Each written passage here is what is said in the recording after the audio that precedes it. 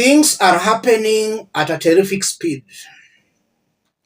Yesterday night, the Senate voted to impeach Rigathi Gachagua. After that, it was gazetted.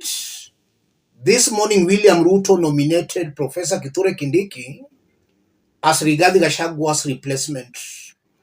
And from what I'm seeing at the National Assembly, Parliament is voting to affirm William Ruto's nomination of Kithure. So at the end of the day, we'll have a new deputy president being sworn in the name of Professor Kithure. The swearing in might be today or maybe tomorrow, but it's clear we are going to have a new deputy president in Professor Kithure. So Rigathi Gachagua has been successfully impeached.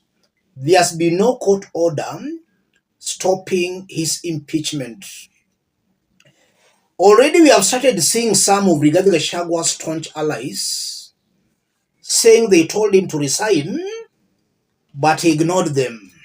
Embakasi North Member of Parliament, James Gakuya, at an interview also just spilled some beans that he told Rigathi to resign, but Rigathi ignored his advice.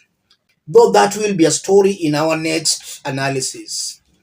In this video right now, I want us to have a look at some reactions coming from Nyeri, Rigathi Gachagua's backyard. And I've chosen Nyeri because that's Rigathi Gachagua's perceived stronghold. Let's listen to what Nyeri residents are saying before we continue. Biashara wakubwa sana. Kwa majina unaitwa nani? Utueleze tu hisia zako kwa kuteuliwa kwa Kindiki. Asante sana, majina yangu mimi naitwa Dr. Thuo Mathenge. No aguko. Amen. Mimi niko hapa siku ya leo nikisema nimesikia Kindiki majina yake imepelekwa bungeni na bunge iko ina mjadala wa kupitisha Kindiki. Ile kitu mimi nataka kusema siku ya leo, the president, it is the prerogative of the president to elect his running mate, his deputy president. Kindiki ni wa Mount Kenya. Mimi sitaki tuwe na vita kati ya Mount Kenya East na kati ya Mount Kenya West. Sisi yote tumeuliza watu yote wapendane.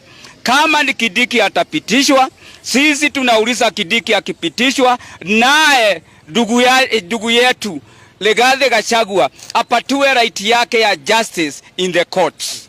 Kwa hivyo sisi hatuna ubaya na vile Kindiki akiwa deputy president. Na pengine unaweza kutueleza mlipokea vipi habari za kubanduliwa kwa naibu rais siku ya jana? Kubanduliwa kwa deputy president Rigathi Gachagua ilitushika na moyo yetu, tukasikia uchungu sana. Tukaona huyu mtoto yetu alikuwa anaongeaga ukweli kila wakati. Na tukasema kwa sababu mambo imefanyika hiyo, na yeye hata ameshukuriwa akawa mgonjwa, tunasema pole kwa familia yake. We are wishing him a quick recovery. Sasa sisi tunasema yeye asikuve roho. Mungu wako pamoja na yeye. Ameona mambo mengi tangu alisaliwa. Hata wai anaona hii itakunja iche na atembee kwa njia inayofaa. Yes. Those are Nyeri residents. I want us to put all that into perspective for Kenyans to understand what all that means politically. If you are watching us but you have not yet subscribe, give the video a like. Let's proceed. Let me start by saying this. The prophets of doom have been embarrassed. There were some people saying that if Rigathi is impeached, there were going to be chaos. And those sentiments were coming from Rigathi Gachagua's allies and sympathizers. We were seeing some members of parliament, some non-elected leaders saying that if you impeach Rigathi, there were going to be chaos. And even Kobia of NCIC said that impeaching Rigathi Gachagua was going to bring chaos. And even some church leaders were saying that Rigathi has been impeached, the country is peaceful, the mountain is peaceful.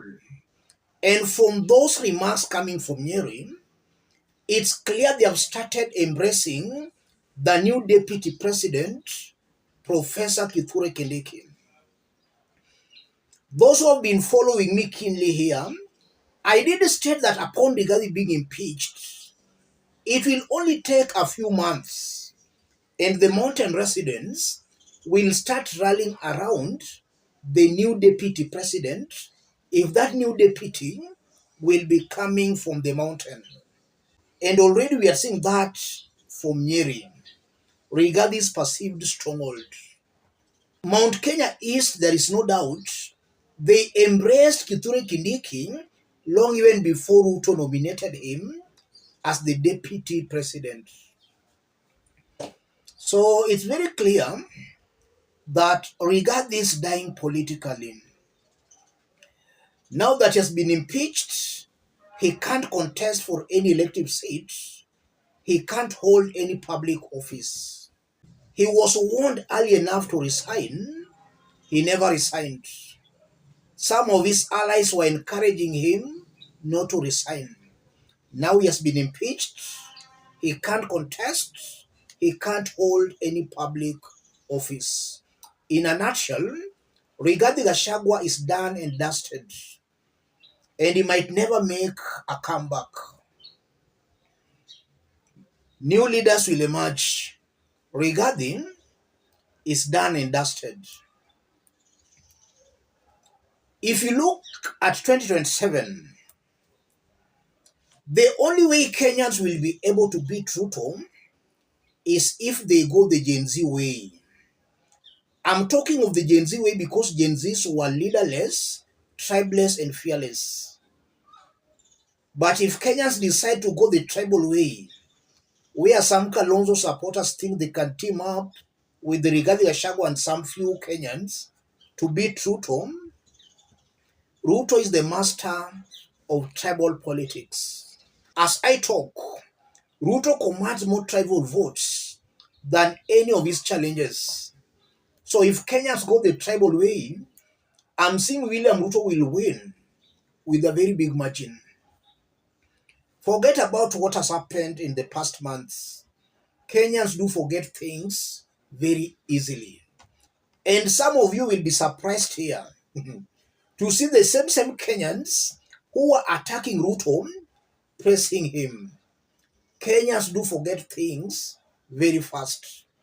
Kenyans' only loyalties are with their political parties and with their tribal leaders. Areas that have been supporting Raila Odinga, I still repeat and I repeat, Kenyans should listen to me. Areas that have been supporting Raila Odinga, I'm talking of Nyanza as a whole, Western, Coast, Nairobi. A majority votes in those areas will still go with Raila Odinga. Where Raila will direct them, they will vote there. Forget about the few who are heckling. The few who are saying Raila Meisha. My friend, don't be cheated. So beating William Ruto when it comes to ethnic or tribal votings will not be possible. Kenyans must go the Gen Z way. They should identify a Gen Z, but not Morara. Morara has proved beyond any reasonable doubt that he supported Ruto and campaigned for Ruto. If Morara becomes the candidate, then most Kenyans can shy away from supporting Morara. Let that Gen Z be somebody who never campaigned for William Samoei Ruto. And not necessarily a Gen Z. Any Kenyan with a good public rating may be somebody like Matiang'i. But then again, I'm not saying Matiang'i. But such candidates can perform better than these ones I'm seeing lining to challenge Ruto. Any coalition that will be supported by Rigathi Gachagua Rigath's presence can spoil their chances. So that's what is happening here, ladies and gentlemen. Rigathi will die politically. The mountain will most definitely dump Rigathi Gachagua. So it has come out very clearly that this was a plot by the Senate, the National Assembly, and the judiciary. Let's meet in our next analysis. Thank you. God bless you. God bless Kenya.